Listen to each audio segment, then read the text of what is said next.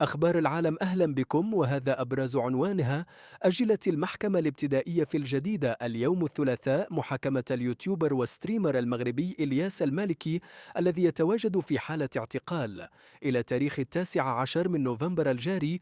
وجاء هذا التأجيل بناء على تقديم إلياس لشهادة طبية، حيث لم يتم مناقشة القضية سوى في إطار طلب الإفراج الذي تقدم به محاموه.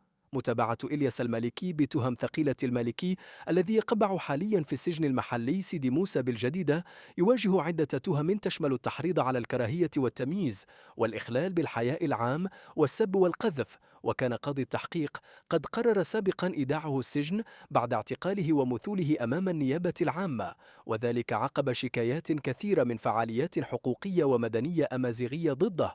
وتجدر الإشارة إلى أن السلطات الأمنية في الجديدة قامت بإيقاف إلياس المالكي اليوتيوبر والمقدم المغربي بتهم تتعلق بالسب والقذف.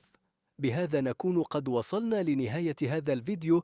لا تنسوا الاشتراك في القناة وتفعيل الجرس ليصلكم كل جديد.